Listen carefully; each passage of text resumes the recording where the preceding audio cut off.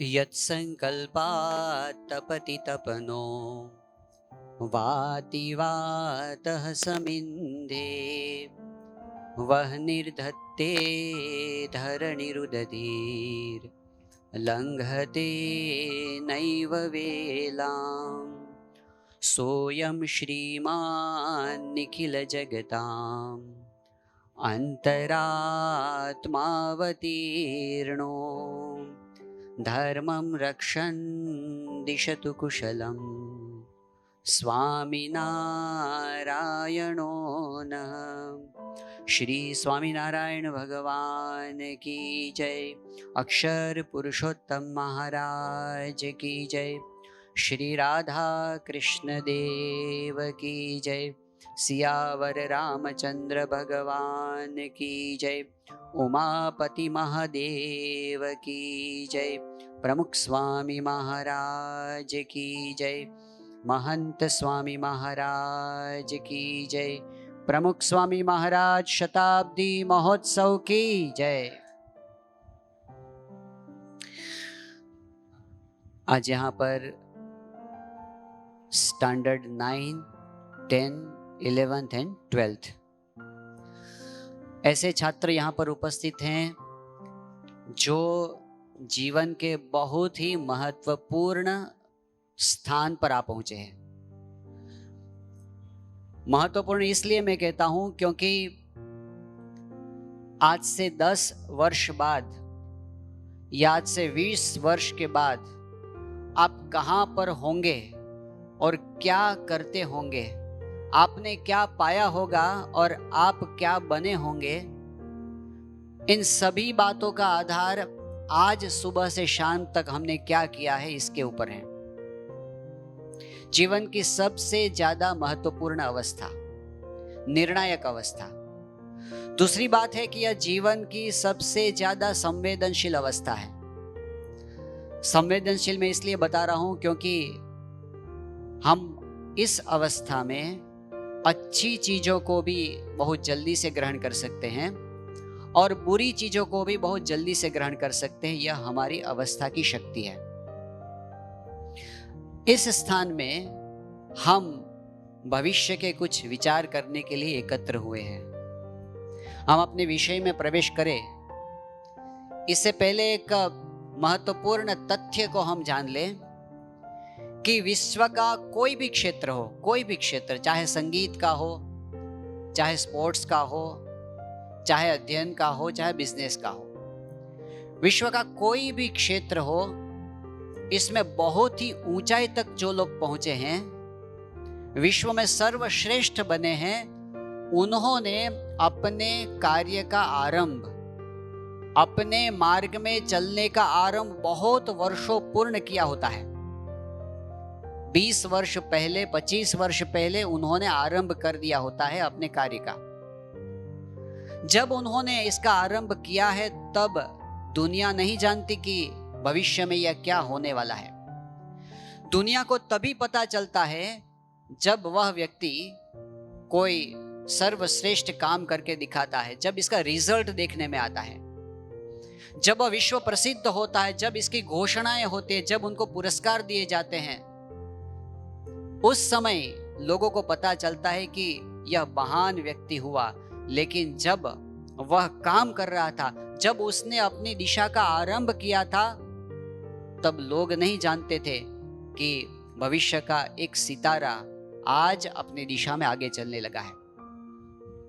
इसके आधार पर हम यह कह सकते हैं कि आज से 20 या 25 वर्ष के बाद जो व्यक्ति दुनिया में महान होगा वह आज से अपने पथ पर आगे चलता होगा। इसका एक उदाहरण हम देखें। सफलता के क्षेत्र में जो साहित्य प्रकाशित हुआ है उसमें एक बहुत ही प्रसिद्ध पुस्तक कुछ वर्ष पहले प्रकट हुआ जिसका शीर्षक है आउटलायर्स। आउटलायर्स, जो लोग सामान्य की सीमा को लांघ कर बहुत ही ऊंचाई पर पहुंचे, ऐसे आउटलायर्स लोगों में ऐसा क्या था, संशोधन इसमें हुआ है। इसमें एक उदाहरण मैं प्रस्तुत आपके सामने करता हूं कि बर्लिन यूनिवर्सिटी में एक मनोवैज्ञानिक उसने एक रिसर्च किया जिसका नाम था एंडर्स एडिसन। इस व्यक्ति ने संशोधन किया कि पूरे विश्व में जो श्रेष्ठ वायोलिन वादक है, टॉप लेवल पर जो वायोलिन वादक पहुंचे हैं, उनके जीवन में कैसे यह वायोलिन वादन की यात्रा हुई, इसका आरंभ कैसे हुआ। तो पूरे जीवन का अध्ययन करते करते उसने एक काम ये किया कि वायोलिन तो दुनिया में बहुत सारे लोग, हजारों लोग या लाखों लोग बजाते होंगे, लेकिन उनमें से जो टॉप लेवल के हैं उनको अलग निकाल दिया अध्ययन करने के लिए। फिर इसका स्टडी किया। स्टडी करते करते उनको पता चला कि एक बात तो निश्चित है, जितने भी लोग टॉप पर पहुंचे हैं उन सभी ने वायोलिन बजाने का आरंभ कब किया था? जब उनकी उम्र 5 वर्ष की थी। जो आज दुनिया में टॉप लेवल पर हैं, वायोलिन बजाने का आरंभ, प्रैक्टिस करने का आरंभ 5 वर्ष के थे तब किया था। फिर उसने एक काम किया, ये टॉप लेवल वाले जो थे उनमें से भी 3 विभाग कर दिए, सर्वश्रेष्ठ, मध्यम और साधारण। जो टॉप में भी 3 विभाग किए और उनमें से जो टॉप थे इनका सर्वेक्षण किया कि यह कैसे आगे बढ़े हैं। तो उनको पता चला कि 5 वर्ष की उम्र में सभी ने एक साथ वायोलिन बजाने का आरंभ किया था, लेकिन जब 8 वर्ष की उम्र हुई तब जो टॉप लेवल पर हैं वे दूसरे लोगों की कंपैरिजन में ज्यादा घंटे तक वायोलिन बजाते थे। फिर आगे बढ़े। जब उनकी उम्र 9 वर्ष की हुई तब ये जो टॉप लेवल पर पहुंचे थे वे सप्ताह में, एक हफ्ते में 6 कलाक वायोलिन बजाते थे। जब 12 वर्ष की उम्र हुई तब वे 8 घंटे बजाते थे और जब उनकी 20 वर्ष की उम्र हुई तब प्रति सप्ताह, एवरी वीक 30 घंटे तक वे वायोलिन बजाते थे। इसमें से हम एक सिद्धांत सीखना चाहते हैं कि एक वायोलिन का क्षेत्र नहीं, दुनिया का कोई भी क्षेत्र होता है उसमें परिणाम आने से पहले, उसकी घोषणा होने से पहले, रिजल्ट आने से पहले बहुत वर्ष पूर्व इसकी साधना का आरंभ हो चुका हुआ होता है। और वह कैसे होता है? कोई व्यक्ति जब आरंभ करता है तब उसके मन में एक निशान होता है कि मैं आज तो कुछ नहीं हूं, लेकिन आज से 15 वर्ष के बाद मैं यहां पर पहुंचना चाहता हूं। यह एक निशान, एक सपना, एक निशान ऐसा होता है जो आज से उसको प्रेरित करता है उस दिशा में काम करने के लिए। यह कोई एक क्षेत्र की बात नहीं है। मैं बहुत जल्दी से कुछ उदाहरण तुम्हारे सामने प्रस्तुत करूंगा। एक प्रोफेसर हुए वल्लभ विद्यानगर में जिसका नाम था डॉक्टर NM शाह। उस समय, आज से मैं करीबन 40-50 वर्ष पहले की बात कर रहा हूं, तो तब वह केवल भारत में ही नहीं परंतु विश्व में मैथमेटिक्स के क्षेत्र में बहुत ही प्रसिद्ध हुए थे। एक बार किसी छात्र ने NM शाह से पूछा कि आप मैथमेटिक्स के क्षेत्र में इतने आगे बढ़े, आपकी सफलता का रहस्य क्या है? उसका जवाब देते हुए प्रोफेसर ने जो कहा, ध्यान से सुनना। उसने कहा 18 आवर्स अ डे। ध्यान से सुनना, 18 hours a day for 20 years. No Sunday, no holiday, no vacation. हर रोज के 18 घंटे और कितने वर्ष तक? 20 वर्ष तक। कोई छुट्टी नहीं, कोई रविवार नहीं, कोई वेकेशन नहीं। ऐसे काम करने से वह रेगुलर बन सका। तो 20 वर्ष पहले जब NM शाह ने आरंभ किया होगा तब दुनिया को पता नहीं होगा कि यह कहां पहुंचेगा। आरंभ होता है तब किसी को पता नहीं होता, लेकिन तपश्चर्या जो आरंभ से करता है वह अंत में परिणाम को प्राप्त करता है। दूसरा एक उदाहरण है, एक विश्व प्रसिद्ध संगीतकार हुआ जिसका नाम है बीथोवन। विश्व में बहुत बड़ा नाम है इसका, म्यूजिक कंपोज में, इस इतिहास में एक अमर पुरुष बन गया संगीत के क्षेत्र में। एक बार उसने बहुत अच्छी सिम्फनी बनाई और पूरे ऑडियंस में सभी तालियां बजा रहे थे, उसको बधाइयां दे रहे थे। सब पूरा हो चुका। उस समय एक छात्र ने आकर बीथोवन से पूछा, आपने यह सफलता कैसे प्राप्त की? मैं भी चाहता हूं कि मैं ऐसा कुछ करके दिखाऊं कि दुनिया इसको देखती रह जाए। तो आपकी सफलता का क्या रहस्य है? मैं वही करना चाहता हूं।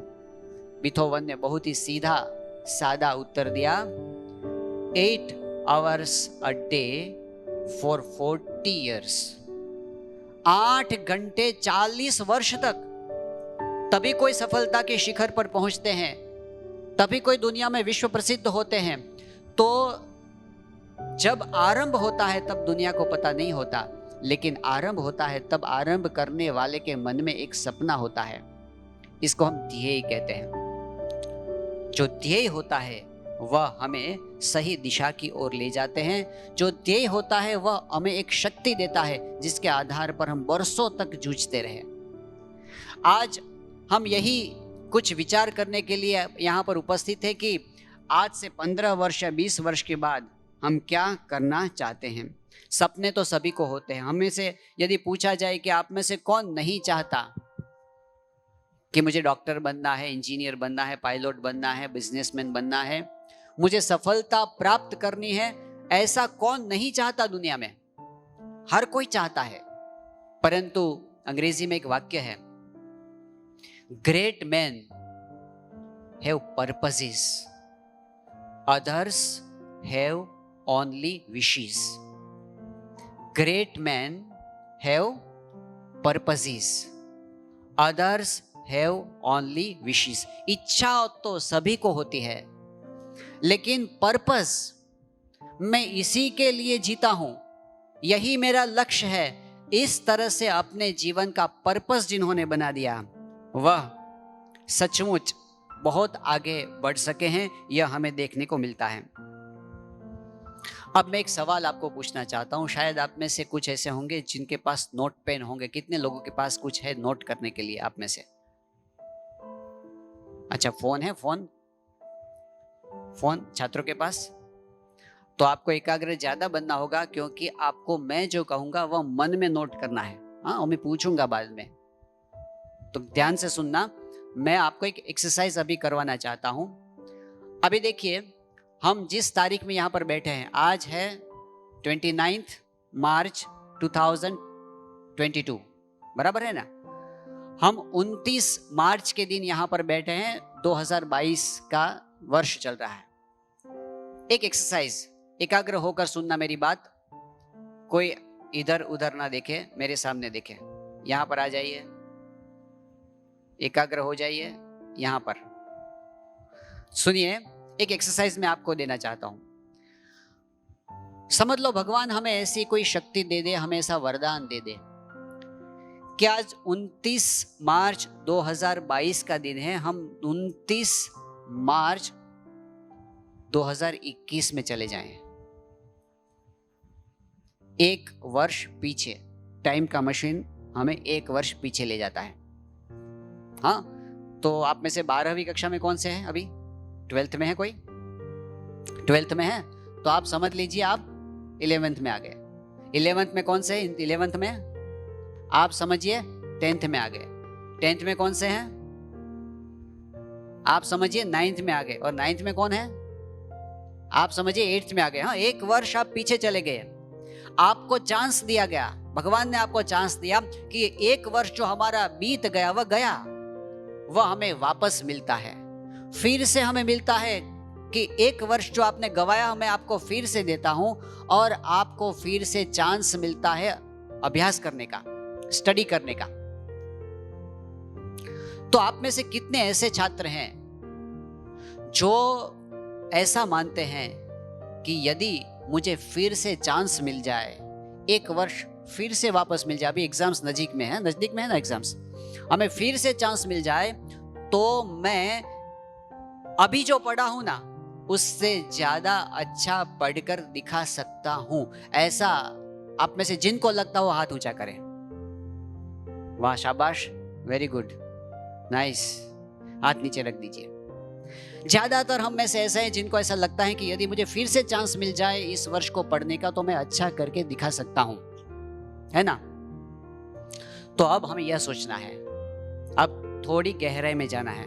अब हमें यह सोचना है कि 1 वर्ष के दौरान हमने क्या ऐसा किया होता तो हमें ऐसा लगता कि मैंने जो किया है वो 100% बराबर है।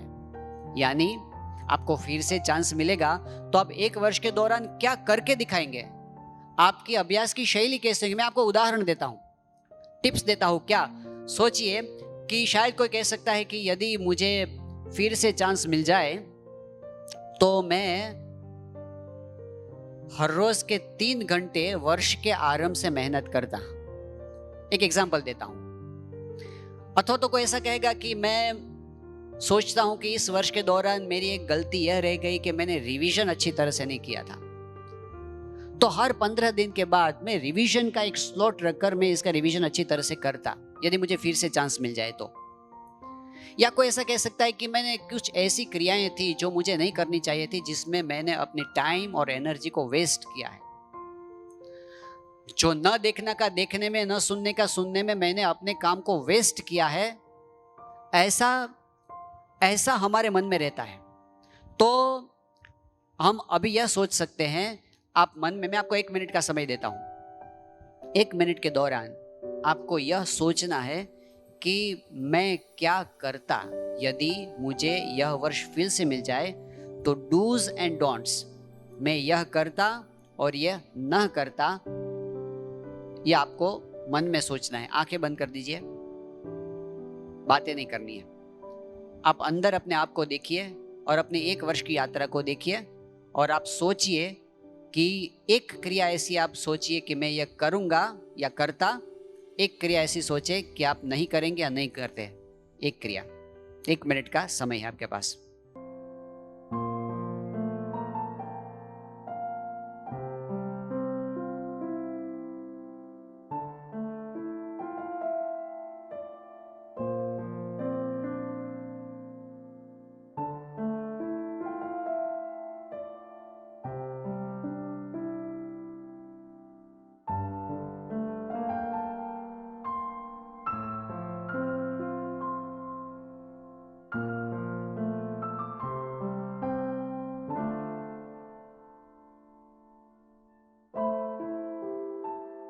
अब आंखें खोल दीजिए।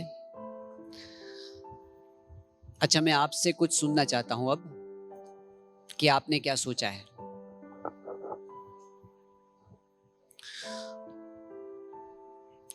यदि हमें 1 वर्ष फिर से मिल जाए तो मैं क्या करता और क्या न करता। कौन कहेगा? आप बोलिए।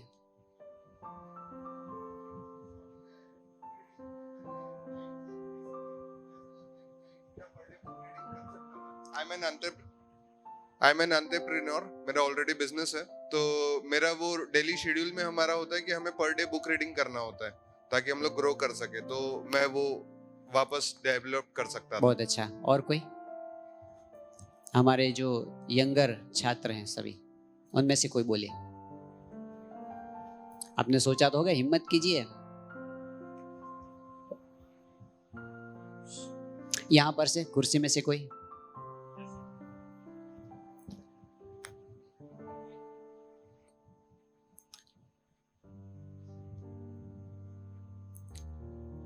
अच्छा, हम आगे बढ़ते हैं। देखिए, हमें ऐसा लगता है कि हम अच्छा तो पढ़ पाते हैं और आपने सोचा भी होगा कि यह कर सकते और नहीं कर सकते।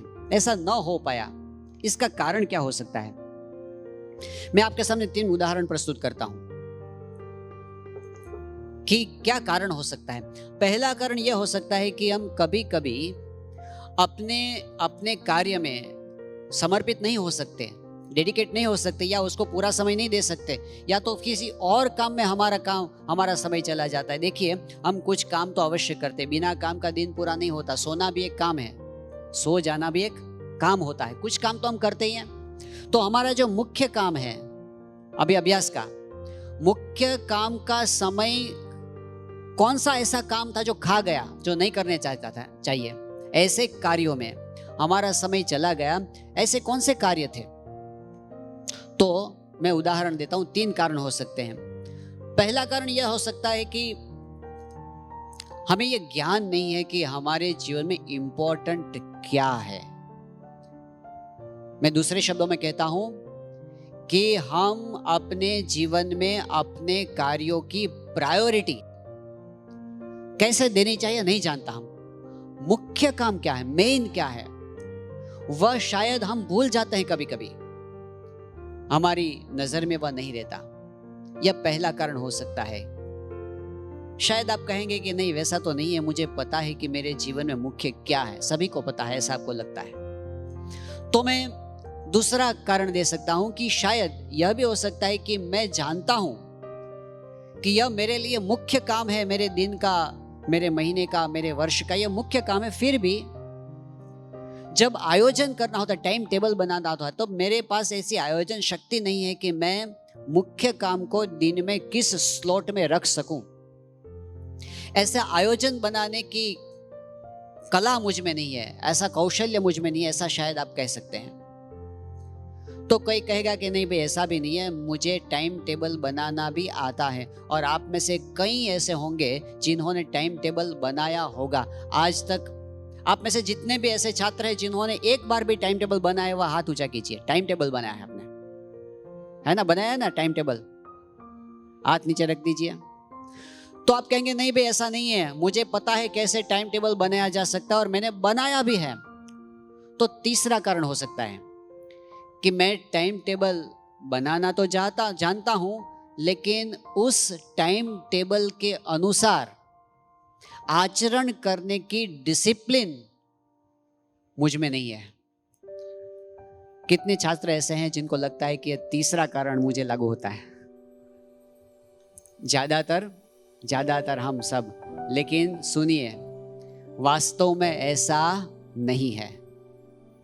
यह वास्तविकता नहीं है। वास्तव में जो कुछ गड़बड़ है ना, पहले स्टेप में ही है। मतलब प्रायोरिटी। अभी तक हमने अपने मुख्य कार्य को ठीक ढंग से प्रायोरिटी नहीं दी है। जिस कार्य का महत्व, जिस काम का महत्व आपके हृदय की गहराई में अंकित हो गया हो, उसे आप किसी भी ढंग में करेंगे और करेंगे ही। समझ लो, आपके पीछे चित्ता दौड़ रहा है, आप आगे भाग रहे हैं, हाँफ रहे हैं, थके हुए हैं, चित्ता पीछे दौड़ रहा है, तुमको निशान बनाकर दौड़ रहा है। और तभी कोई कैसा कहेगा, मुझे दौड़ने में बहुत ही आलस होता है, कहेगा कोई। अरे ये मोस्ट प्रायोरिटी। अब हमारा एग्जिस्टेंस, हमें सरवाइव होने के लिए इसके बिना कोई छुटकारा नहीं है। तब अवश्य हम वह काम करते हैं और करते ही हैं। प्रायोरिटी। मैं एक और सवाल आपको पूछता हूं। आप में से कितने लोग ऐसे हैं जिनको सुबह में जल्दी उठना बहुत कठिन लगता है? बोलिए। हम सभी को लगता है, हमको भी लगता है। हाथ नीचे रखिए। मैं दूसरा सवाल पूछता हूं। इसी को जिन्होंने हाथ ऊंचा किया वह भी ऊंचा रखे अभी। हाँ, हाथ ऊंचा रखिए। मैं दूसरा सवाल पूछता हूं, अभी ऊंचा रखना। आपको ही, जिन्होंने हाथ उठाए उनके लिए। अब कभी आपको ऐसा याद है कि आपको किसी जगह पर टूर में जाना हो, ट्रैवलिंग में जाना हो, बस में या प्लेन में या ट्रेन में पकड़नी हो, सुबह जल्दी उठना हो, शायद कोई ऐसा प्रसंग हो उठना ही पड़े, और आप उस समय सुबह कभी 6 बजे, कभी 5 बजे, कभी 4 बजे उठ गए हैं? ऐसा कितने इसमें से? हाँ, सभी हैं। हाथ नीचे रख दीजिए। तो वह क्यों हो सका? जो काम हम एक दिन कर सकते हैं ना, वह 2 दिन भी कर सकते हैं। जो काम 2 दिन कर सकते हैं, वह 10 दिन भी कर सकते हैं। उस समय निश्चित था कि अगर उठने में मैंने भूल कर दी तो मैं ट्रेन चूक जाऊंगा, मैं मिस कर दूंगा। या तो तब हम कर सकते हैं ना। अब दूसरा एग्जांपल मैं आपसे पूछता हूं। अब आप में से कितने ऐसे हैं जिनको क्रिकेट मैच देखने में बहुत इंटरेस्ट है और आप छोड़ ही नहीं सकते? अच्छा, हाथ नीचे रख दीजिए। अब मैं दूसरा सवाल पूछता हूं कि आप में से कितने ऐसे हैं जिनको बहुत शौक है, लेकिन फिर भी आज एग्जाम है इसलिए आपने वह मैच नहीं देखी, ऐसे कितने हैं अपने से? एग्जाम है इसलिए, आज एग्जाम है इसलिए, मैच चल रही है 2020 फाइनल मैच चल रही है, फिर भी नहीं देखी ना, इंटरेस्ट होने के बावजूद। बस यही कारण है। तो जब हमारे सामने किसी भी एक काम का महत्व, प्रायोरिटी इतनी हो जाए कि उसके सामने कितने भी प्रलोभन हो उसको हम हटा सकें, जब यह नहीं होता तब छोटे छोटे प्रलोभन हमें लुभा देते हैं, हमें डिस्ट्रैक्ट कर देते हैं। और जब यह निश्चित होता है चाहे कितना भी प्रलोभन हमारे सामने क्यों ना आए, हम विचलित नहीं होंगे। और जब हमारे मन में तय होता है हमें क्या करना है क्या नहीं करना, यही करके दिखाना, यह जब निश्चित हो जाता है तब सामने चाहे कितने भी विघ्न आ जाए, वह विघ्न हमें बाधा नहीं डाल सकते। और इसके बिना छोटे छोटे विघ्न हमें हरा देते हैं। Obstacles are those which you see when your eyes are off the goal. Obstacles क्या है, विघ्न क्या है? जो लोग अपनी आंखों को विघ्नों के निशान के सामने रखता है उनकी नजर में कभी विघ्न नहीं आते, और जिनकी नजर निशान के सामने नहीं होती उनको केवल विघ्न ही विघ्न दिखाई देते हैं कि मैं कैसे कर पाऊंगा, यह नहीं है वो नहीं है। आपने शायद महाराष्ट्र का एक प्रसिद्ध एक छात्र का नाम सुना होगा, पुरानी बात है, 1997 की बात मैं आपको बता रहा हूं, जिसका नाम है मंगेश महास्कर। मुंबई में धारावी विस्तार में झोपड़ियों में वह लड़का रहता था। मजदूर थे उनके माँ बाप, कोई सुविधा नहीं थी। और जब झोपड़ी में चाली में रहते हैं तो बाहर ही, घर के बाहर पैर रखते हैं और गटर चली जाती है। घर के अंदर जाते हैं तो बैठने की कोई जगह नहीं होती, आसपास इतना कोलाहल, इतनी गंदगी। अब ऐसी परिस्थिति में कोई छात्र रहता है तब ऊंची फीस वाले स्कूल में भी तो नहीं पढ़ सकता, कोई ऐसे ट्यूशन भी तो नहीं रख सकता। कहाँ पढ़ता था वह? अपने घर के कोने में पढ़ता था। रात को जब घर में सो जाते तो घर के बाहर जा कर के वह पब्लिक लाइट होती है ना, उसके नीचे बैठकर पढ़ता। कभी कभार ऐसा होता बाहर बारिश होती थी तो बड़े बड़े जो पाइप होते थे म्यूनिसिपालिटी के खाली पड़े हुए, इसके अंदर घुसकर वह पढ़ता था। यह लड़का जिसको कोई सुविधा नहीं थी, 1997 में एसएससी में, आप 10वीं कक्षा में है ना, 10वीं कक्षा में उसने 97% प्राप्त किए और महाराष्ट्र बोर्ड का 40 वर्ष का रिकॉर्ड बना दिया उसने। यह मंगेश महास्कर से कुछ ही समय पहले मेरी बात हुई थी। अभी वह अमेरिका में रहते हैं और बहुत ही सज्जन है, अच्छा काम करते हैं। उन्होंने बहुत प्रगति की आगे जा करके, लेकिन आरंभ कहाँ से हुआ था? वह 10वीं कक्षा में जब पढ़ता होगा, ऑब्स्टेकल्स तो बहुत सारे थे। वह बहाना बना सकता था कि मैं क्या करूं। एक लड़का था, उसकी माँ ने कहा कि पिंटू पानी भर कर लाओ। पिंटू ने कहा माँ किस में पानी भर कर लाऊं? माँ ने कहा देखो वहां पर एक बाल्टी पड़ी हुई है, उस बाल्टी में पानी भर कर लाओ। पिंटू ने जाकर के कहा कि माँ बाल्टी में तो वहां पर छिद्र है, टूटी हुई है। तो माँ ने कहा टूटी हुई है तो उस बाल्टी में वहां पर लकड़ी का छेद है तो उस छेद में भर दो लकड़ी और फिर पानी भरने के लिए जाओ। लेकिन मम्मी मैं काटू कहे किससे? कि काटने के लिए तो कुल्हाड़ी है, कोई कुल्हाड़ी से लकड़ा काटकर उसमें भर दो। तो उसने कहा कि लेकिन कुल्हाड़ी तो इसकी धार चली गई है, वो काम नहीं करती। तो कहा ऐसा है तो ऐसा काम करो, पत्थर पर पानी डालकर घिस कर कुल्हाड़ी की धार निकाल दो। उसने कहा पण लेकिन इसके लिए पानी की जरूरत पड़ेगी, पानी कहां से लाओ? तो पानी भर कर लाओ बाल्टी में से, लेकिन बाल्टी में तो छेद है। क्या सुना आपने? जब हमें काम नहीं करना होता, नाच न जाने आंगन टेढ़ा। जिसको काम नहीं करना होता है उसको 1000 बहाने मिलते हैं और जिसको करना है उसको कोई विघ्न नहीं दिखाई देता। अब करना कहां से शुरू होता है? जब हमारे जीवन में एक लक्ष्य निश्चित हो जाए, एक महान लक्ष्य। अंग्रेजी में ऐसे लॉन्ग टर्म गोल को मिशन स्टेटमेंट कहते हैं। अभी हमको यह काम करना है, एक लॉन्ग टर्म गोल, उदाहरण के रूप में हम यहाँ पर, मैं आपको कुछ बताता हूँ, अभी सोचिए, लेकिन इसके लिए आपको घर जाकर बैठना पड़ेगा, शांति से बैठना पड़ेगा, एक पेपर लेना पड़ेगा और इसमें आपको चिंतन करके लिखना होगा। लेकिन अभी केवल हम एक एक्सपेरिमेंट करते हैं कि आप अपना एक मिशन स्टेटमेंट यहाँ पर बनाइए। मिशन स्टेटमेंट का मतलब क्या है, मैं थोड़ा सरलता से समझाने की कोशिश करता हूँ। आज शायद आप सभी की उम्र में सोचता हूँ कि 15, 16, 17, 18 है ना, इतनी है ना। 9वीं कक्षा के कितनी उम्र के हैं? और टीन हो गए सब, टीन के ऊपर तो है ना, सब टीन एज में हैं।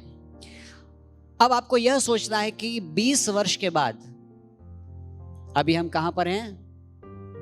2022 में, तो 2042 की बात, 2042 की बात मैं आपसे पूछ रहा हूं।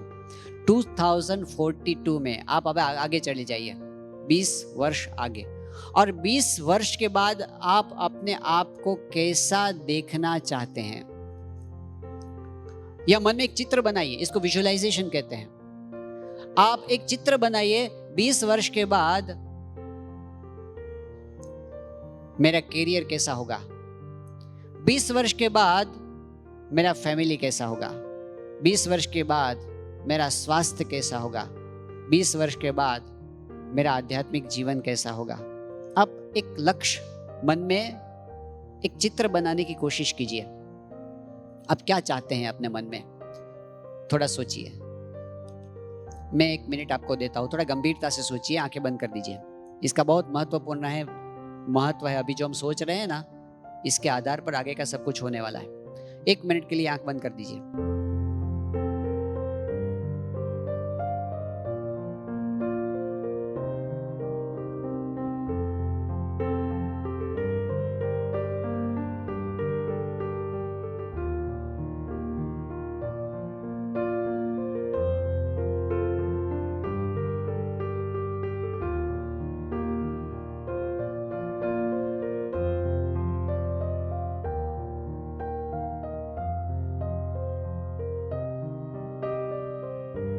कुछ चित्र आया मन में?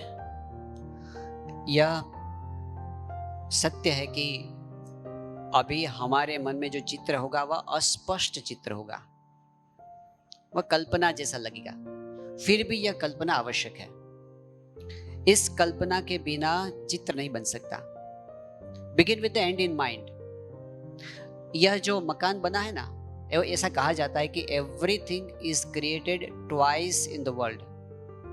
दुनिया में जो कुछ भी चीज बनी है वह 2 बार बनती है, 2 बार। जैसे कि ये माइक्रोफोन मेरे हाथ में है, ये 2 बार बना हुआ है। कैसे बता सकते हैं आप, कैसे 2 बार? आप बताइए। हाँ, आप बताइए। 1 बार दिमाग में और फिर फिजिकली। कोई भी चीज बाहर फिजिकली आकार लेती है, उससे पहले उसका नक्शा मन में हो जाता है तैयार। यह पंखा है, 2 बार बना हुआ है।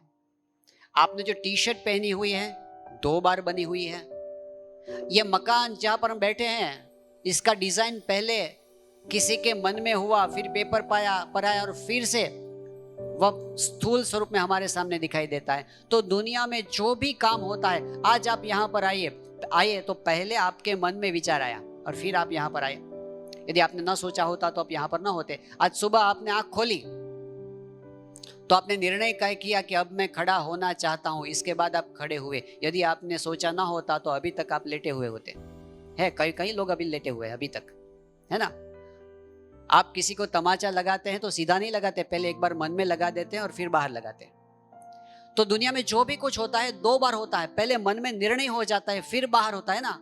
उसी तरह से हमारे जीवन में हम जहां पर पहुंचना चाहते हैं और जो करना चाहते हैं, उसके लिए एक निर्णय, एक चित्र हमारे मन में होना आवश्यक है। उसके बाद बाहर उसका इंप्लीमेंटेशन होता है। तो इसको हम मिशन स्टेटमेंट कहते हैं। लेकिन फिर भी मैंने आपको 20 वर्ष बाद की बात बताई, इसलिए वह थोड़ा स्पष्ट है। तो वह करने के बाद अब हमें शॉर्ट टर्म गोल के सामने आना होता है। शॉर्ट टर्म गोल,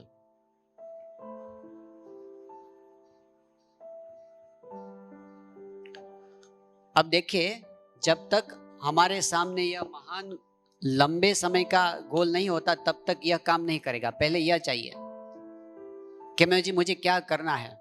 एक एक्सपेरिमेंट हुआ कि एक बार अमेरिका में छोटे छोटे ये केजी कक्षा के जो बच्चे होते हैं ना, 4-5 साल के, उनके ऊपर एक प्रयोग किया गया। एक मनोचिकित्सक ने एक एक्सपेरिमेंट किया। इसको मार्शमेलो टेस्ट कहते हैं, सुना आपने? तो इसमें क्या होता है कि मार्शमेलो एक ऐसी एक चीज है खाने की जो वहां के बच्चे बहुत पसंद करते हैं। एक केक जैसी चीज समझ लीजिए ना, बहुत पेस्ट्री जैसी, बहुत प्रिय होती है उनको, और देखते हो तो बच्चे खाए बिना नहीं रह सकते। ऐसी एक बहुत ही लुभावनी चीज खाने की बच्चों के लिए, मार्शमेलो। तो एक कमरे में बच्चों को एकत्र किया गया जो सभी एक कक्षा में पढ़ते थे, समान वातावरण में रहते थे। कहा गया कि आप सबको एक एक मार्शमेलो दिया जाएगा। सभी खुश हो गए, तालियां बजाने लगे। फिर कहा कि देखो, सबको एक एक मिलेगी, लेकिन अगर कोई ऐसा है कि वह आज मार्शमेलो नहीं लेगा तो उसको कल 2 मिलेगी, कल डबल मिलेगी। अब उनमें से कितने ऐसे तैयार थे जो कल के भविष्य के सुख के लिए या सिद्धि के लिए आज के प्रलोभन को छोड़ सकता है? बहुत कम ऐसे निकले। बाकी सबके कल नहीं, आज ही चाहिए और अभी चाहिए, जो है अभी दे दीजिए। अभी ले लिया, कोई बात नहीं। बाकी जो बचे, दूसरे दिन उनको एकत्र किया गया। अब आज आप सभी को 2 मार्शमेलो देनी है, लेकिन आप अभी 2 दिन तक रुक जाएंगे तो आपको परसों 10 मिलेगी। उनमें से बहुत सारे थे जो हार गए। नहीं, मैं आज दे दीजिए, 10 नहीं चाहिए। जो आगे बचे उनके ऊपर प्रयोग किया गया। अब उनका निरीक्षण करते करते करते करते 20-25 वर्ष तक अध्ययन किया गया इनका मनोवृत्ति। जिनकी मनोवृत्ति ऐसी थी कि आज जो हो जाए, आज आनंद कर लो, कल किसने देखा है। ऐसी मनोवृत्ति वाले जो थे, वे अपनी अध्ययन में, अपनी कक्षा में, अपने कैरियर में, अपने फैमिली में आगे नहीं बढ़ पाए। और जो ऐसे थे जो आज संयम रख सकते थे, कल की सिद्धि को सामने रखते हुए आज के प्रलोभन को ठुकरा सकते थे, वे जीवन में बहुत आगे बढ़े कंपैरेटिवली। तो यह मिशन स्टेटमेंट क्या है? एक ऐसी चीज है जो हमें एक निशान बांध कर देती है, और उस निशान को सामने रखकर आज के प्रलोभनों को ठुकरा देने की हिम्मत, ताकत हम में आती है। यहाँ ये शॉर्ट टर्म गोल। अब शॉर्ट टर्म गोल को समझने के लिए हम इसको बांट सकते हैं कुछ विषयों में। जैसे कि आपका एक रोल है स्टूडेंट का। हर एक रोल का कुछ गोल होता है। एज ए स्टूडेंट आप क्या करेंगे? एक रोल है आपका, आप किसी के पुत्र या पुत्री है, तो अपने माता पिता के प्रति आपका एक रोल होता है घर में उनके साथ व्यवहार करने का। आप किसी के मित्र भी हैं तो मित्र के रूप में आपका कुछ रोल होता है। और आप कुछ तो आध्यात्मिक समझदारी के साथ चलते होंगे, तो आप एक साधक भी हैं जो साधना करते हैं आध्यात्मिक मार्ग में आगे। और भी हो सकता है आप एक हेल्थी पर्सन है, तो इसके लिए भी आपको कुछ हेल्थ के लिए कुछ करना होगा। एक रोल है आपका कुछ टैलेंट का रोल है, कोई कौशल्य है कोई आपका, तो इसके लिए भी आपको अपने स्किल के लिए, किसी को संगीत में है, किसी को किसी और क्षेत्र में है, ये सारे रोल है हमारे। हर एक रोल के सामने हमारा एक एक गोल होना चाहिए। क्या करूंगा, तो ये इसमें आएगा एक साधक के रूप में मैं आध्यात्मिक मार्ग में क्या करूंगा, एक हेल्थी पर्सन के रूप में मैं क्या करूंगा, और एक स्किल डेवलपर के रूप में मैं क्या करूंगा। यह सब रोल्स है हमारे, और हर एक रोल के सामने हमारा गोल होना चाहिए, क्योंकि वो बैलेंस्ड लाइफ है। अब आप कहेंगे कि गोल कैसे सेट किया जा सकता है, तो इसके लिए एक टिप ऐसी है, स्मार्ट। स्मार्ट, एस का मतलब है स्पेसिफिक। जो हमारा गोल हो स्पेसिफिक होना चाहिए। आप कहेंगे कि मैं एक सफल सक्सेसफुल मैन होना चाहता हूं, ऐसा आप कहेंगे। ऐसा नहीं। सक्सेसफुल मतलब क्या? आप कहना चाहते हैं मैं अच्छी पढ़ाई करना चाहता हूं। मैं अच्छी पढ़ाई मतलब क्या? स्पेसिफिक होना चाहिए ना। मैं कुछ बंद कर दिखाना चाहता हूं, कुछ नहीं, कुछ क्या? स्पेसिफिक में होता है कि आप क्या करना चाहते। कोई कहेगा कि मैं डॉक्टर बनना चाहता हूं, ये स्पेसिफिक है। कोई कहेगा मैं इंजीनियर बनना चाहता हूं, कोई कहेगा कि मैं अच्छा गायक बनना चाहता हूं। स्पेसिफिक। जितना हमारा गोल स्पेसिफिक होगा, जितना हमारा स्पष्ट होगा, उतना ही हमारा मार्ग स्पष्ट होगा। तो गोल स्पेसिफिक होना चाहिए। एम,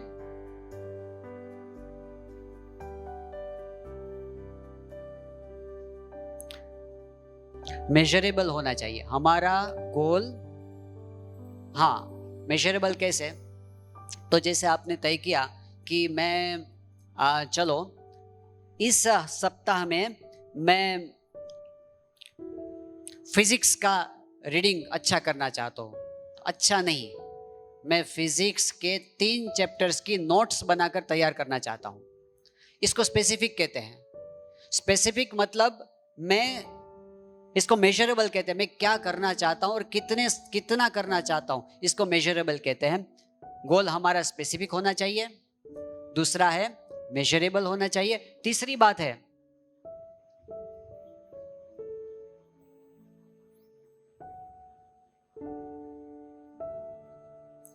गोल हमारा अचीवेबल होना चाहिए। कोई ऐसा कहेगा कि हाँ मैं 1 वर्ष में बिल गेट्स बन जाना चाहता हूं। अचीवेबल होना चाहिए। सपने देखिए, परंतु इसके साथ हमारा गोल कैसा होना चाहिए? हमारे हाथ में ना हो, लेकिन हमारी पहुंच में तो होना चाहिए। हमारी पकड़ में ना हो, लेकिन हमारी पहुंच में तो होना चाहिए ना। अचीवेबल। यदि अचीवेबल गोल हम नहीं करते तो उसको सिर्फ तरंग कहते हैं। आपको शेख चल्ली की बात आपने सुनी होगी। एक शेख चल्ली था, पता है किसको पता है शेख चल्ली की बात? हाँ, एक शेख चल्ली था और वह मजदूरी कर रहा था। एक बार वह मजदूरी में किसी एक सेठ ने कहा यह घी का घड़ा है, मटका है, इसको उठाकर ले जाना है, मैं तुमको 10 रुपये दूंगा। अब उसने घड़ा उठाया, चलता था। चलते चलते अब शेख चल्ली के विचार शुरू हो गए। अब ये घड़ा है, इसको मैं ले जाऊंगा, मुझे 10 रुपये मिलेंगे। फिर मैं 10 रुपये में से एक बकरी को खरीदूंगा। 1 में से 2 बकरी होंगी, 2 में से 20 बकरी होगी। अब उन बकरियों में से मैं गाय को खरीदूंगा, फिर मैं बड़ा तबेला बनाऊंगा और फिर मैं से एक बिजनेसमैन बनूंगा। फिर मेरी 10 पूरी सोसाइटी बना दूंगा। फिर मेरा एक शॉपिंग कॉम्प्लेक्स बनेगा और मैं अपनी बड़ी दुकान पर, मेरी शादी हो चुकी होगी, मेरे लड़के होंगे और एक लड़का आएगा और मुझसे मेरा लड़का दोपहर 12 बजे कहेगा कि चलो पप्पा मम्मी खाने को बुलाती है, ऐसा कहेगा और मैं कहूंगा अभी नहीं आना, अभी नहीं आना, और सर हिलाया, मटका गिर गया और घी गया धूल में। सेठ ने गुस्से होकर कहा अरे तूने मेरे घी को धूल में मिला दिया। सेठ, आपका तो केवल घी धूल में मिल गया, मेरा तो पूरा संसार धूल में मिल गया। क्या मतलब? केवल शेख चल्ली के विचार नहीं। इसको गोल नहीं कहते, इसको तरंग कहते हैं। लेकिन मेजरेबल और अचीवेबल हमारा गोल। आज मैं क्या करूंगा, इस सप्ताह में मैं क्या करूंगा, अचीवेबल होना चाहिए।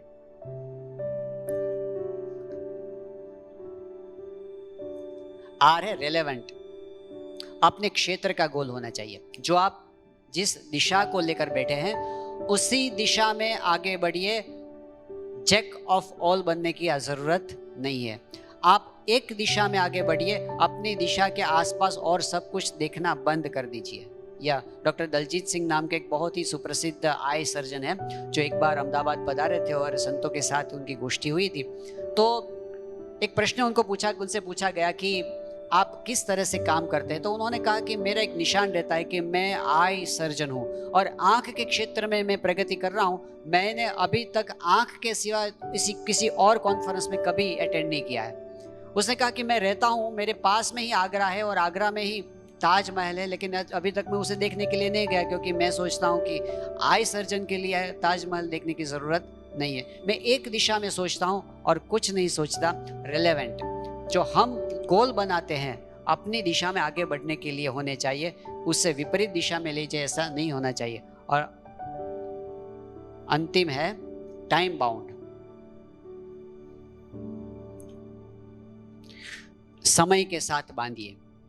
इतना होगा जब हमारा गोल स्पेसिफिक, मेजरेबल, अचीवेबल, रेलेवेंट और टाइम बाउंड होगा, तो हमारे सामने एक चित्र स्पष्ट होगा। ये शॉर्ट टर्म, अब शॉर्ट टर्म गोल किसे कहते हैं? 1 वर्ष का गोल, 1 महीने का गोल, 1 सप्ताह का गोल, और इससे भी आगे बढ़कर आप आज का गोल बनाइए, उसको हम शॉर्ट टर्म गोल कहते हैं। आज मुझे क्या करना है और क्या करके खड़ा होना है। मैं आपको एक उदाहरण आपके अनुभव का पूछना चाहता हूं कि आप में से बहुत से ऐसे होंगे, ज्यादातर हम सभी इसका अनुभव करते हैं कि हम पढ़ने के लिए बैठते हैं, लेकिन उस समय एकाग्रता नहीं रहती। हम बैठे तो रहते हैं, पुस्तक खुली हुई होती है, लेकिन कुछ याद नहीं रहता। कभी कभार ऐसा होता है कि 1 घंटा बीत जाता है लेकिन पन्ना नहीं फरता, और कभी पन्ने फरते हैं लेकिन मन नहीं फरता है। ऐसा अनुभव कितनों को हुआ है ना? हाथ नीचे रख दीजिए।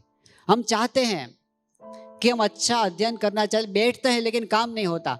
अब इन्हीं लोगों को दूसरा प्रश्न है कि कई बार आपको ऐसा अनुभव होगा, मैं 3 घंटे तक बैठा लेकिन कुछ सूझता ही नहीं, कुछ याद नहीं रहता, एफिशिएंसी नहीं आती। फिर भी जब परीक्षा का दिन होता है या परीक्षा का पिछला दिन होता है और फाइनल रिवीजन चलता है, तो उस समय आपको 3 घंटे में बहुत सारा काम हो जाता है। ऐसा अनुभव किसको हुआ है ना? हाथ नीचे। ऐसा क्यों हुआ, यह मैं आपको बताना चाहता हूं। ऐसा इसलिए हुआ क्योंकि अब आपको निश्चित हो चुका है कि अब इतने समय में इतना पूर्ण करके ही खड़ा होना है। उसी तरह से हर रोज अपने आप से आपको यह मांग करनी है। जैसे कोई नौकर होता है और उसके सामने जो मालिक होता है कहता है कि इतना काम करके ही जाना है, इसके बिना नहीं जाना। तो जब आप बैठते हैं तो यह गोल तय करके बैठिए कि इतना काम ना होगा तब तक मैं खड़ा नहीं होऊंगा। यह निश्चित करके बैठिए। उस समय एकाग्र होना है, और एकाग्र होने के लिए गोल सामने होना चाहिए। दूसरी बात है, हमारे सामने एक ऐसा स्रोत होना चाहिए शक्ति का, जिसमें से हम अपने चित्त को एकाग्र कर सके। अब थोड़ी देर के लिए आप सीधे बैठ जाइए, टट्टार, कुछ क्षणों के लिए। अब मैं जो कहता हूं वही करने की कोशिश करना। मैं एक एक्सरसाइज बताता हूं आपको कि आप एकाग्रता कैसे बढ़ा सकते हैं। जो पढ़े हैं वह याद कैसे रख सकते हैं। टट्टार बैसे, सीधे ही बैसिए। कुछ सेकंड के लिए आंखें बंद कर दीजिए और गहरा बड़ा श्वास लीजिए। श्वास अंदर लीजिए, धीरे से श्वास बाहर निकालिए। सांस अंदर लीजिए, सांस बाहर निकालिए। अब और कुछ मत सोचना, सिर्फ अपने सांसों को देखते रहिए। आप अनुभव कर रहे हैं कि सांस अंदर आ रही है, आप अनुभव कर रहे हैं कि सांसें बाहर निकाल रही हैं, और सभी विचारों को छोड़कर सिर्फ अपने श्वासोच्छ्वास को ही देखते रहिए। सांस अंदर आती है, बाहर निकलती है, उसको ही देखते रहिए। धीरे धीरे आपको ऐसा अनुभव होगा कि आप और सब कुछ भूलने लगे हैं। केवल श्वासोच्छ्वास को साक्षी बनकर देखते रहिए। अब आंखें बंद रखना। आगे की बात आती है। आपकी नजर के सामने आपको जिसमें श्रद्धा हो ऐसा भगवान का या गुरु का ध्यान कीजिए।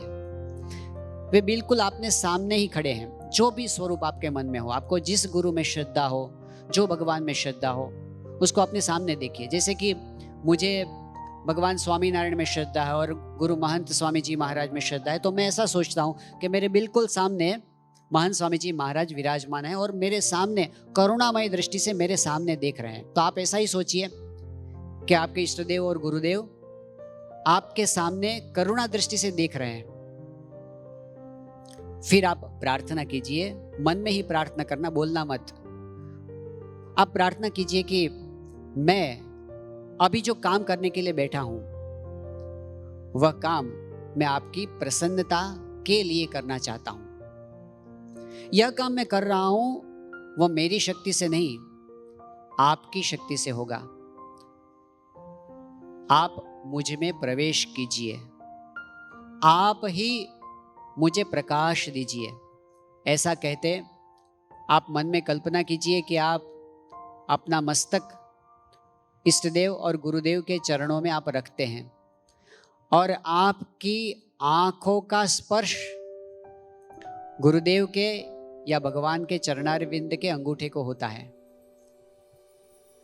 और भगवान और संत कृपा करके अपने दोनों मस्तक आपके सर पर रखते हैं और एक दिव्य ऊर्जा, एक दिव्य चेतना, एक दिव्य प्रकाश आपके समग्र अस्तित्व में आ जाता है। अब धीरे से आंख खोल लीजिए।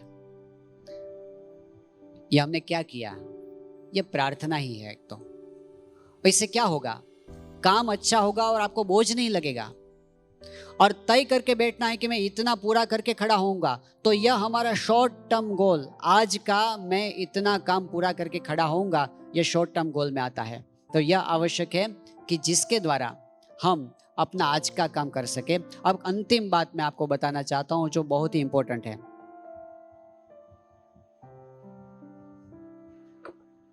हमने दो प्रकार के गोल देखे, एक है लॉन्ग टर्म गोल, एक है शॉर्ट टर्म गोल। अब मैं और एक गोल बताना चाहता हूं, इसके ऊपर लिखूंगा।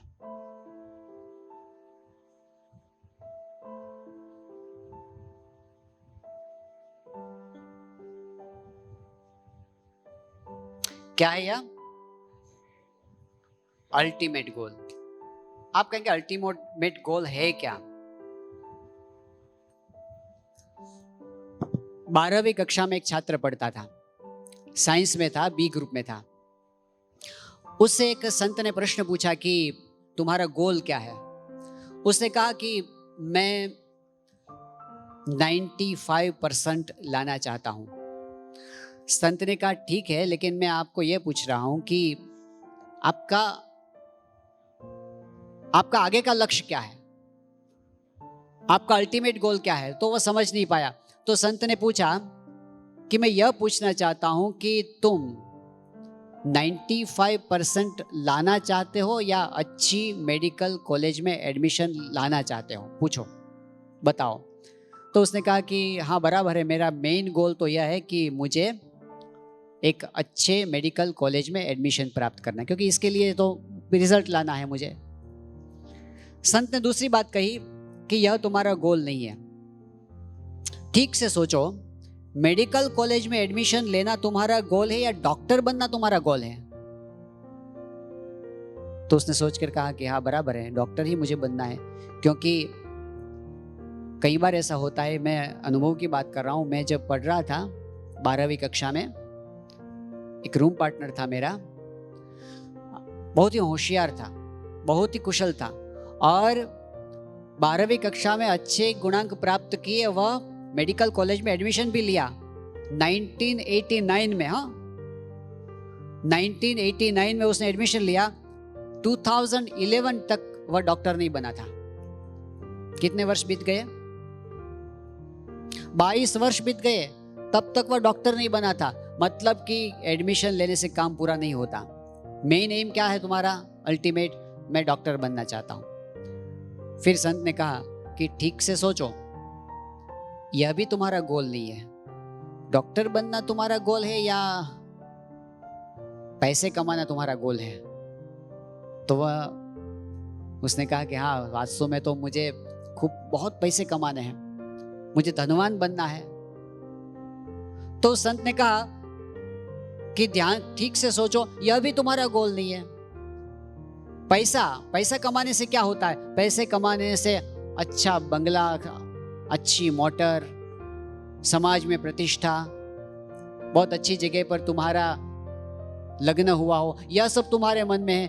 उसने कहा यही है, पैसे गोडाउन में भरने के लिए तो नहीं होते, मेरे मन में यही चित्र है, इसके लिए मैं कर रहा हूं। तो संत ने कहा वास्तव में यह भी तुम्हारा गोल नहीं है। तो उस लड़के ने पूछा क्या है? तो संत ने कहा कि यह सब कुछ मिल जाए, उसमें से जो मजा आता है ना, मजा, आनंद, सुख, शांति, पूर्णता, यह तुम्हें चाहिए। और याद रखिए, यह सब कुछ मिलने के बाद गारंटी नहीं है। कई डॉक्टर ऐसे हैं जो डॉक्टर बन गए, अच्छी प्रैक्टिस चली, विवाह हो गया, बंगला गाड़ी हो गए, समाज में प्रतिष्ठा बढ़ गई, उनका लड़का भी डॉक्टर बन गया, वह भी गोल्ड मेडलिस्ट बन गया, उसकी भी शादी हो गई, वह भी डॉक्टर। मुंबई में बहुत ही अच्छे प्रदेश में, अच्छे विस्तार में अच्छा बंगला और सब कुछ था दुनिया में। उसने भी जीवन से हताश होकर, दुखी होकर, निराश होकर आत्महत्या का रास्ता लिया। तो ऐसा नहीं है दुनिया में। देखिए आप, सिकंदर सामान्य नहीं था, अलेक्जेंडर द ग्रेट, लेकिन कहा मैं सब कुछ छोड़कर खाली हाथ जाता हूं, मेरे साथ कुछ नहीं आया, निराशा। आप देखिए नेपोलियन, इतनी प्रतिष्ठा, इतनी सत्ता, 90% यूरोप अपने कब्जे में लाकर वह बोल गया कि I have not seen 6 happy days in my life, जिंदगी में सुख के 6 दिन मैंने नहीं देखे। तो क्या करना है सबका? एक अल्टीमेट गोल है हमारा, और उस गोल के सामने भी अभी से दृष्टि रखनी होती है ना। हाँ, हमारे राष्ट्रपति डॉक्टर अब्दुल कलाम साहब, वे बचपन से एक लक्ष्य लेकर चलते थे। उन्होंने गोल बनाया, प्लेन चलाने का गोल था, लेकिन उसमें निष्फल गए और उसमें से रॉकेट बनाने लगे, आगे बढ़े, राष्ट्रपति बन गए। लेकिन उनको पूर्णता का अनुभव कब हुआ? पूर्णता 2015 में जून महीने की 20 तारीख को डॉक्टर अब्दुल कलाम, जहां पर हम गुजरात में सारंगपुर गांव में रहते हैं, वहां पर पधारे थे। किस लिए आए थे? प्रमुख स्वामी जी महाराज के दर्शन और आशीर्वाद प्राप्त करने के लिए वे सारंगपुर आए थे। उस समय उन्होंने एक पुस्तक लिखी थी, जिस पुस्तक का नाम था ट्रांसेंडेंस। अब्दुल कलाम साहब के जीवन की अंतिम पुस्तक थी। वह पुस्तक उन्होंने प्रमुख स्वामी जी महाराज को अर्पण की, माई स्पिरिचुअल एक्सपीरियंसेस विद प्रमुख स्वामी जी महाराज। प्रमुख स्वामी जी महाराज के साथ मेरे आध्यात्मिक अनुभव, इस विषय पर पुस्तक लिखकर उन्होंने दिया। इस पुस्तक में उन्होंने लिखा कि गुरुदेव की कृपा से, प्रमुख स्वामी जी महाराज की कृपा से मैं भगवान के पास पहुंच गया हूं। मेरे अहंकार और ममत्व मिट गए हैं। दुर्गुणों से मुक्ति होना, भगवान के साथ भक्ति होना, यह सिद्ध हो चुका। और वे उस समय बोले कि now my mission is over.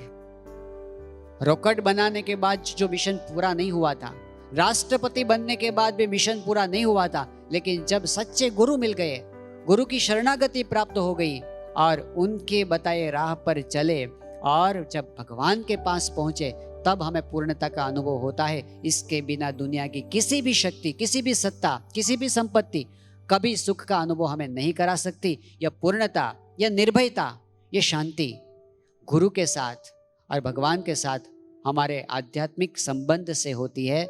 तो यह हमारा अल्टीमेट गोल है। और ऐसा मत सोचिए कि हम बूढ़े होंगे ना तब भगवान की भक्ति करेंगे, ऐसा नहीं है। बूढ़े होंगे ऐसा भी निश्चित नहीं है। आज से यह अल्टीमेट गोल है। तो जीवन में एक समय ऐसा हर रोज होना चाहिए, आज से होना चाहिए कि आप भगवान के साथ हैं, आप गुरु के पास हैं और कुछ आपके और भगवान के बीच में नहीं है। ऐसा एक समय हमारे दिन में अवश्य होना चाहिए। Forget everything else and everyone else. सबको भूल जाओ, सब कुछ भूल जाओ, सभी को भूल जाओ। ऐसा एक समय आज से हमें तय करना है। तो एक महान निशान, हमारे जीवन की सफलता तक का निशान हम आज से बोना है हमें। आप बहुत ही भाग्यशाली हैं कि एक परिसर में, ऐसे परिसर में आप पढ़ते हैं जहां पर हमें ऐसा वातावरण प्राप्त होता है। यदि हम चाहें तो इसी वातावरण में से हम बहुत ऊंचाई तक पहुंच सकते हैं। मैं 3 दिन पहले की बात बताता हूं। हम यहाँ आने से पहले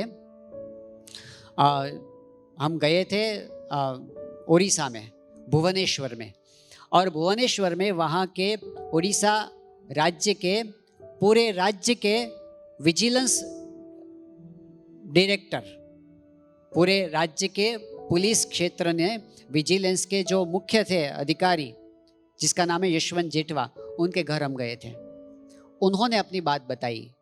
एक समय ऐसा था, मैं मुंबई में एक झोपड़ी में रहता था, बहुत ही साधारण स्थिति थी। उस समय मुझे प्रमुख स्वामी जी महाराज की छत्रछाया प्राप्त हुई और उन्हीं की कृपा से आज मैं इस स्थान पर पहुंच सका हूं, क्योंकि बचपन में उन्हें ऐसे संस्कार मिले, ऐसी श्रद्धा मिली। आज भी जब कोई ऐसा प्रसंग आ जाए कि आगे क्या करूं ना करूं ना सूझे, तब वे भगवान को प्रार्थना करते हैं, गुरु का स्मरण करते हैं और रास्ता खुल जाता है। अब्दुल कलाम साहब जब यूरोप गए थे और उस समय उनको सूझ नहीं रहा कि यूरोपियन पार्लियामेंट में मैं क्या कहूं, उस समय उन्होंने प्रमुख स्वामी जी महाराज को याद किया। भगवान में श्रद्धा, गुरु में श्रद्धा उस समय हमें काम लगती है जिस समय हमारे पास कोई आधार नहीं होता। और ऐसे संजोग हमारे सभी के जीवन में आने वाले हैं। दुनिया की कोई चीज हमें काम लगने वाली नहीं है, तब यह आध्यात्मिकता हमें काम लगेगी। तो आज हम इस दिशा में आगे बढ़ सके, भगवान को प्रार्थना करते हैं कि आप सभी बहुत ही महत्वपूर्ण समय में से गुजर रहे हैं। तो आपका कारकिर्दी, आपका कैरियर, आपका व्यक्तिगत जीवन, आपका फैमिली जीवन और आपका आध्यात्मिक जीवन, इन सभी में आप बहुत ही प्रगति कर सके, ऐसी भगवान से प्रार्थना करते हैं। श्री स्वामी नारायण भगवान की।